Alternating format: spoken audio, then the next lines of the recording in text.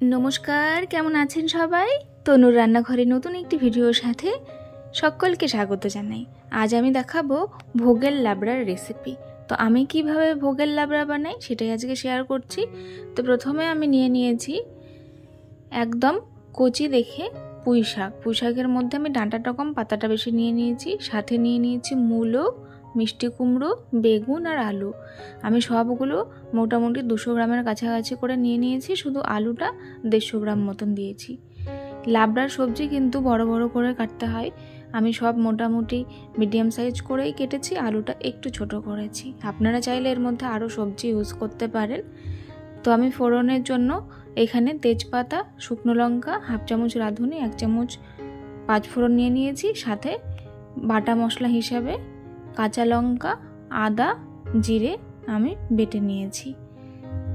তো এখানে তেল গরম হয়ে গেছে। আমি একটুখানি লাবড়ার মধ্যে বেগুনটা আর আলুটা একটু ভেজে ব্যবহার করব, সেই জন্য বেগুনটা হালকা করে ভেজে আমি তুলে নিচ্ছি প্রথমে। তো এই লাবড়ার মধ্যে আপনাদের পছন্দের আরও সবজি আপনারা অ্যাড করতে পারেন, যেমন কলার থোড়, বটবটি, পটল, যারা যারা ভালোবাসবেন এইসব অ্যাড করে দিতে পারেন। আমার কাছে এগুলো ছিল, সেই জন্য আজ আমি এগুলো দিয়েই শেয়ার করছি। এটা কিন্তু ভীষণ খেতে ভালো হয়, আপনারা অবশ্যই ট্রাই করবেন। তো আমি বেগুনটাকে একদম হালকা ভেজে তুলে নিলাম। এইবারে ওই তেলের মধ্যেই শুকনো লঙ্কা, তেজপাতা, পাঁচফোড়ন আর রাঁধুনিটা আমি ভালো করে ফোড়ন দিয়ে দিয়েছি। এইবারে আমি আলুটা সবার প্রথমে দিলাম। আলুটা 2 মিনিট আমি হালকা করে এখানে ভেজে নিয়ে তারপরে বাকি সবজিগুলো একে একে অ্যাড করব। আপনারা চাইলে সব সবজি আলাদা আলাদা করে ভেজে নিতে পারেন। আমি এখানে বেগুন আর আলুটাকে ভেজে নিয়েছি, কারণ বাকি সবজিগুলো দিয়ে তো জল বেরোবে, সেই জন্য সেগুলো ভাজার প্রয়োজন নেই। এগুলো ছাড়া যদি আপনারা অন্য কোনো সবজি ইউজ করেন তাহলে অবশ্যই ভেজে ভেজে ব্যবহার করবেন, তাতে কিন্তু খেতে ভালো লাগে। তো তারপরে আমি আলুটা একটুখানি ভেজে নেওয়ার পরে এখানে মূলো, মিষ্টি কুমড়ো এটা অ্যাড করে দিলাম। এরপরে আমি পুঁই শাকটা অ্যাড করে নেব। পুঁই শাকের মধ্যে কিন্তু আমি বলে দিয়েছি যে ডাঁটাটা আমি কম নিয়েছি আর পাতা বেশি নিয়েছি, সেই জন্য পুঁই শাকের কোয়ান্টিটিটা একটু বেশি লাগছে। কিন্তু পাতাটা একটু মজে গেলেই ঠিকঠাক হয়ে যাবে। দেখুন আমি পাতাটা দেওয়ার পরে সাথেই ঢেকে দিয়েছিলাম, তাতে কি আমার নাড়তে সুবিধা হবে আর পাতাটা মজে গেলে ভালো করে আমি এটাকে কষাতে পারবো। তো এইবারে আমি ঢাকা খুলে মিশিয়ে নিচ্ছি। এরপরে আমি আবার কিছুক্ষণের জন্য ঢাকা দিয়ে দেব সবজিটা আর একটু যতক্ষণ না কমে যাচ্ছে। এই দেখুন আবার ঢাকা তুলেছি, পুঁই শাকটা একদমই কমে গেছে। তো এইবারে আমি এর মধ্যে অ্যাড করে দেব 1.5 চামচ মতন হলুদ, সাথে স্বাদ মতন নুন। আমি কিন্তু এখানে কোনো কাশ্মীরি লঙ্কার গুঁড়ো ইউজ করছি না, আপনারা চাইলে দিতে পারেন। আর তারপরে দিয়ে রাখলাম যে আদা, জিরে আর কাঁচা লঙ্কার যে পেস্ট করেছিলাম এইটা দিয়ে ভালো করে মিশিয়ে নেব।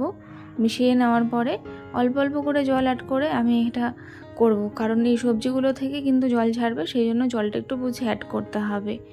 তো আমি এখানে হাফ কাপ মতন জল অ্যাড করে দিয়েছি।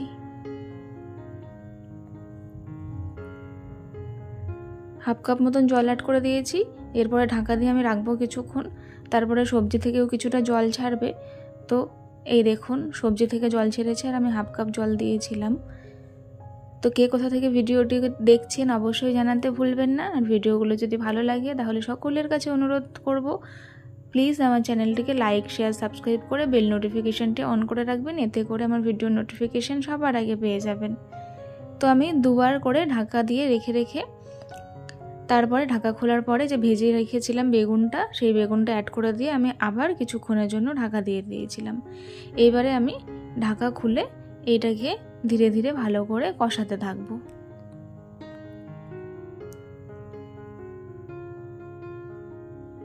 খিচুড়ির সাথে কিন্তু এই লাবড়া ভোগের সময় প্রায় সব বাড়িতেই হয়, কিন্তু আমাদের ভোগ ছাড়াও এটা মাঝে মাঝে রান্না করে খেতে কিন্তু ভীষণ ভালো লাগে।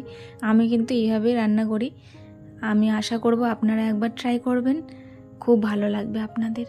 তো আমি তরকারিটা এখন কষাচ্ছি সবজিগুলো সব কিছুকে, তার মাঝখানে এখানে আমি স্বাদের জন্য বড় চামচের 1 চামচ মতন এখানে আমি চিনি দিয়ে দিয়েছি। এইবারে আমি যতক্ষণ না জলটা পুরোপুরি শুকিয়ে যাচ্ছে ততক্ষণ কিন্তু ভালো করে কষাবো। এই পর্যায়ে আমার একটু নুন কম হয়ে গেছিলো, সেই নুনটা আমি দিয়েছি।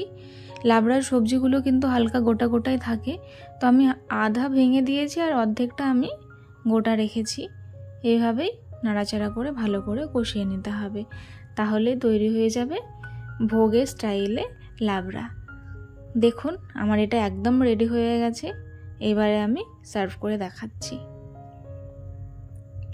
কতটা সুন্দর হয়েছে খিচুড়ির সাথে, কিন্তু এইটার কোনো তুলনা নেই। তবে আজ চলি, দেখা হবে আরেকদিন আরেকটি ভিডিওর সাথে। ততক্ষণের জন্য খুব ভালো থাকবেন, সুস্থ থাকবেন। ধন্যবাদ।